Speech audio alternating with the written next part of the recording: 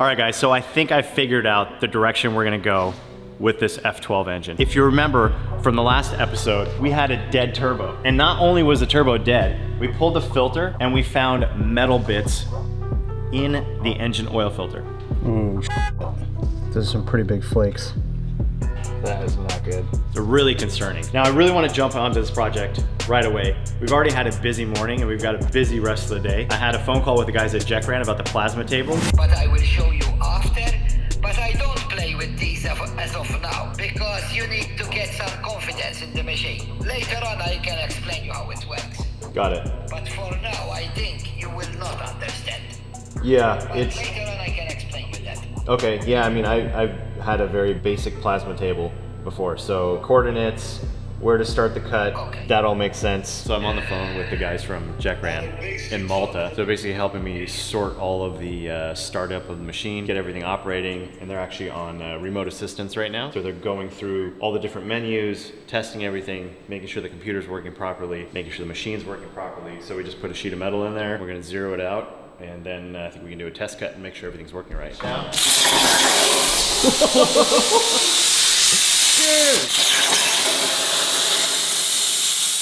All right, so we're ready to make this first real test cut. We did a couple lines and a couple circles just to make sure everything was working right. Now we're gonna cut out the DDE logo. I'm excited.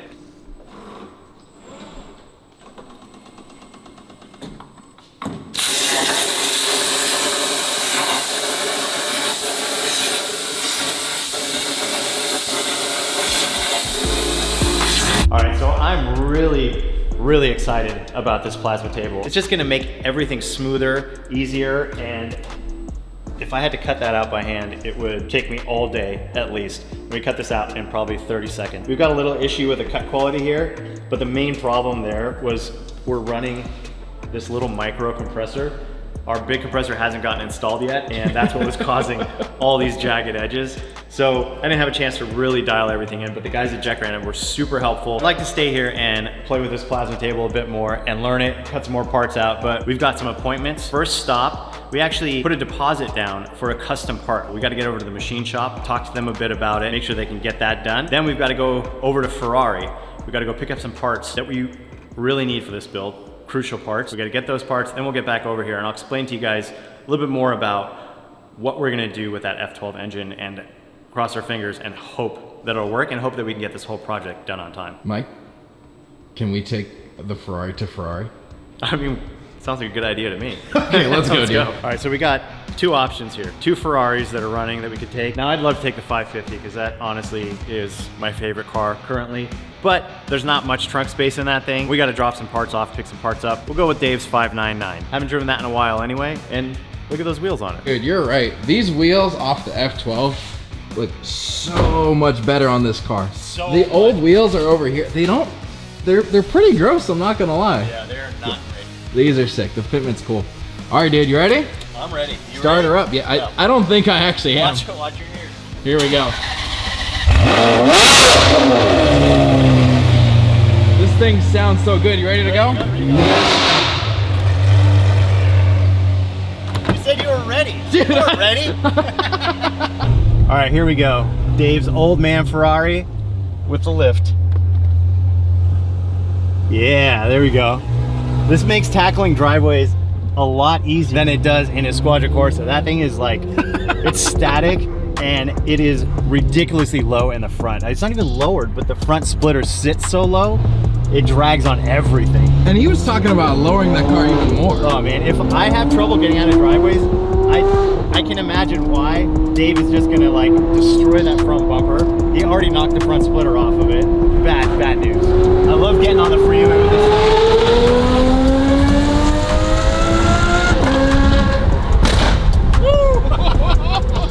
Dude, it screams. This car sounds so good. I can't believe that you can just bolt an exhaust onto this car and it sounds like that. It's absolutely mind-blowing. It's a very F1-esque. It really needs a manual transmission now. That would make this car almost perfect. All right, so our first stop is a machine shop where they build custom flywheels. So we took the flywheel off of the F12 threw it in the back of the car, and we're gonna take it over to them and have them check it out for us and see if they can build us a custom flywheel. We're already pushing 1,000 horsepower and we wanna crank that up. But the flywheel from the factory, it's a dual mass flywheel, it has rubber inside of it and hydraulics, and the center can actually move around a bit. So we wanna build a custom solid flywheel that's gonna be able to take all that abuse, but also give us the feedback and the response that we want. Because every time you lift off the throttle and get back on the throttle, that rubber is basically taking up the slop and going backwards, taking back the slop. So we want a solid connection to the transmission without any of that slop in there. And obviously handle 12, 13, 1400 horsepower when we get it cranked up. So this is a critical part for this build.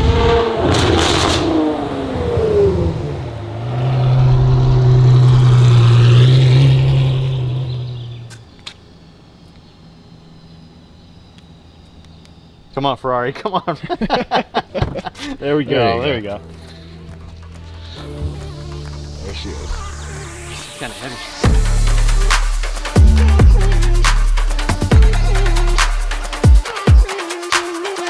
Good, how are you? Good to see you. Good. All right, so here's a flywheel.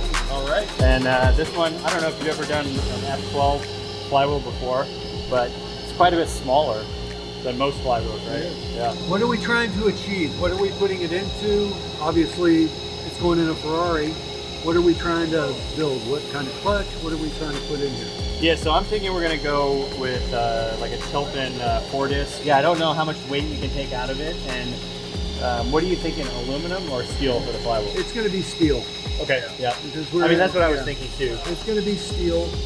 Weight is not going to be an issue because it's not going to weigh very much, and the reciprocating mass is almost nothing. Yeah, if you could basically build the flywheel off of the dimensions you have here, the clutch height, the bearing height, and let me know what the tightest it could be, and then we have plenty of room, so we can just give ourselves a little room for error and add, you know, an extra ½ inch or an inch or whatever we want to add. On the bell housing plate, it's a tighter 3-bolt style. I can get those dimensions for the release bearing. So I don't know if Tilton makes a bearing that's going to go directly onto that mount, so we might have to machine an adapter. Yeah. I guess the only issue that we're going to have to resolve before we do too much is knowing how much spline there is. In essence, the shortest that we can make it. Yeah. Because keeping in mind, I got to put a pilot bearing in the flywheel. Yep. But I also have to retain the register on the crank. So the only register right now is actually the bearing. So we'll have to do it like a Ford.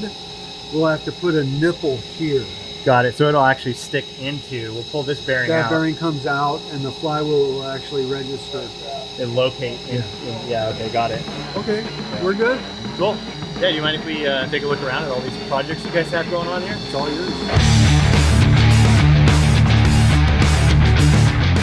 You got looks like a BMW transmission and a Mitsubishi motor. Mitsubishi motors. If you want something, regardless of how eclectic or odd it is, we'll build you a part. And this is a really prime example of an application that otherwise probably shouldn't ever go together. Yeah, right? But we're going to glue it together. Typical car guys, they always come up with like a weird combination of parts. Absolutely.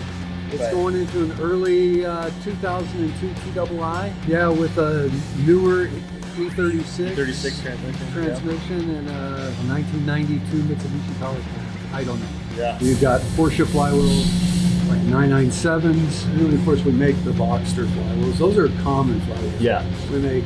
I think I probably bought more than 20 of them from you guys over the years when we were building a lot of spec Boxsters. The spec stuff was huge. Yeah. Well, I mean, honestly, that's why, you know, I've loved working with you guys for so many years, because not only are you an amazing machine shop, but you also do the race cars. So you understand how to integrate the parts properly, and you can help the design work, help whoever is building the car to say, hey, look, maybe you should do it this way. Maybe this would be a little better.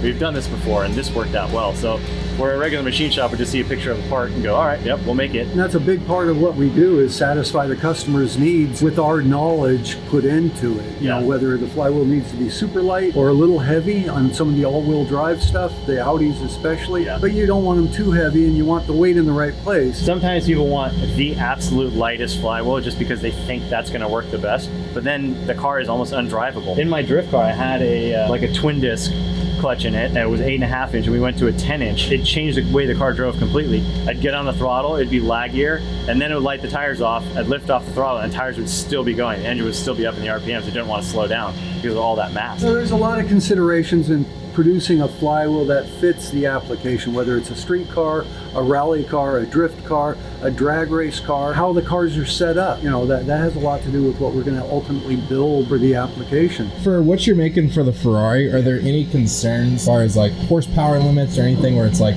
maybe we should be careful with the car? Horsepower isn't a consideration with a 4-plate metallic 7 1/4. I mean, torque is going to be 1,400 foot-pounds of torque, something like that. I don't think we're going to surpass that. If we did, it would only be the moment before the motor blew up. Yeah. So it shouldn't be a problem. I mean, it's going to be in a Gymkhana car, basically. So we're going to have quite a bit of grip in it. It's not all-wheel drive. It's just rear-wheel drive, so we can't really put the power down. I think we're around 1,000 at the wheels right now. Okay. And when we upgrade the fuel system, we're going to be able to crank it up even more. I don't think horsepower is going to be a problem. I don't think torque, and that's really our biggest consideration is how much torque. So the torque shouldn't be a problem. I wouldn't probably drive the car through a busy parking lot over speed bumps. Yeah. Or up It's going to be a bit on-off, right? Yeah, it's going to be an on-off. We recommend, outside of when you have to move it through a paddock or through a pit lane, if it's moved up and off of trailers, we usually say tow it. I can almost guarantee you that's not going to happen. So we might be coming back for more clutches very soon. We'll be happy to give them to you.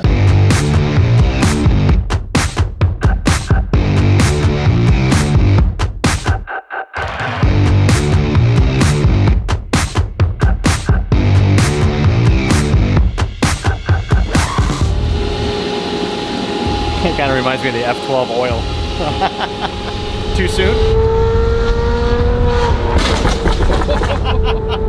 That definitely woke up the neighbors. Oh yeah. That place was sick, dude. They had all kinds.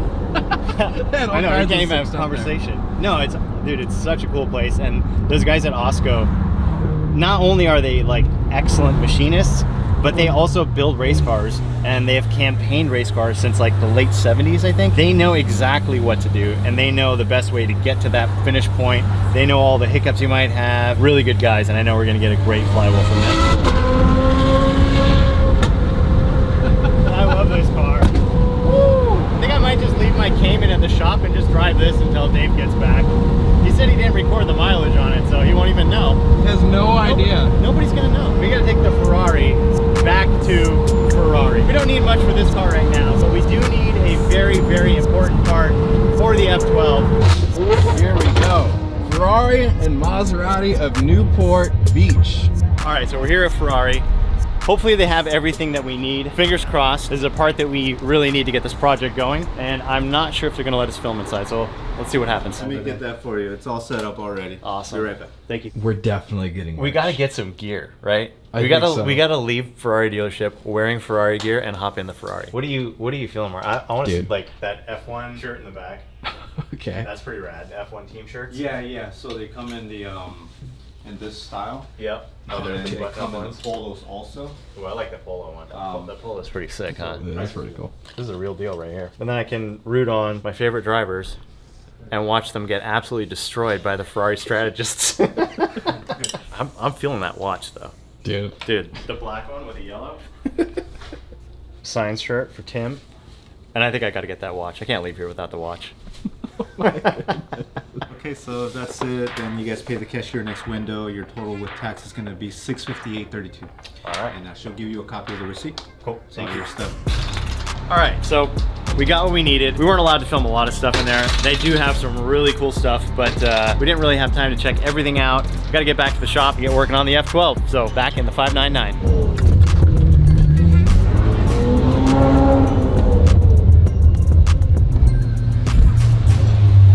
Tim, we're back. Holy shit, that's loud. oh my goodness.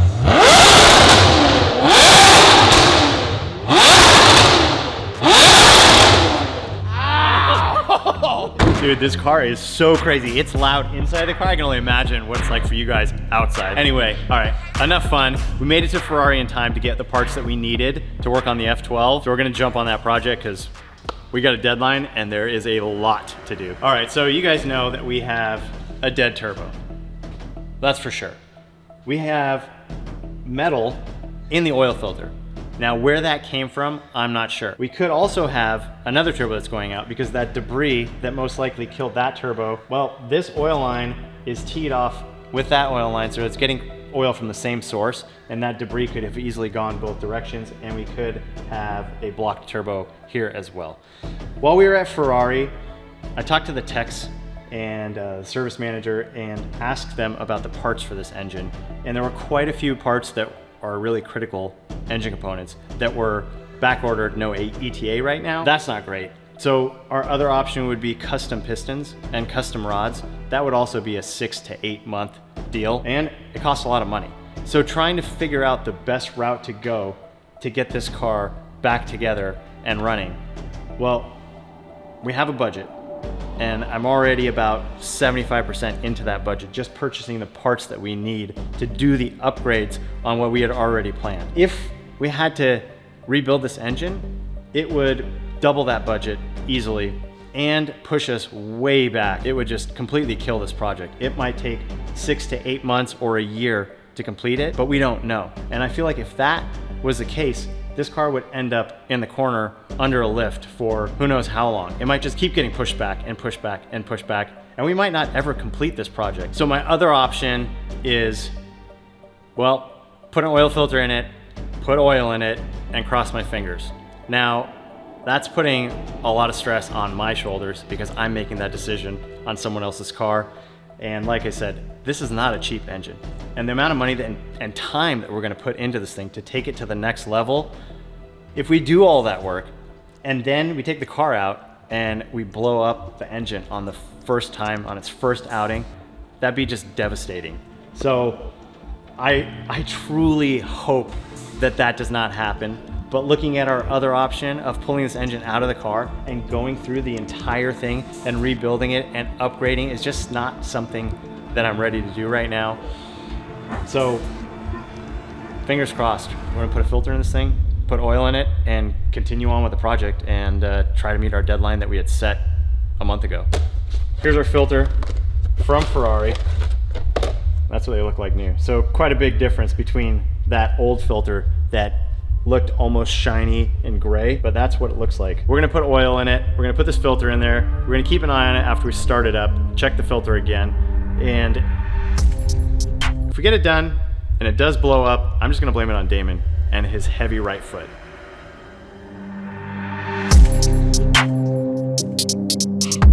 Oh yeah, Tim, we got you something. Oh, sick. Do you like Carlos Sainz? Because if you don't, you do now. Sick. We're Ferrari'd out Dude, check now. this out. Oh, Dude, man. I picked up a with the Ferrari watch.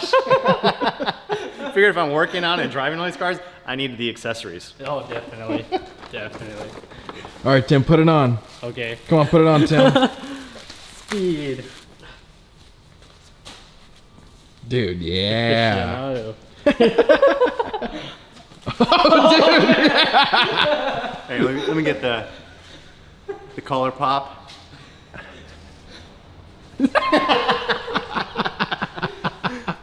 All right, now we're ready to go.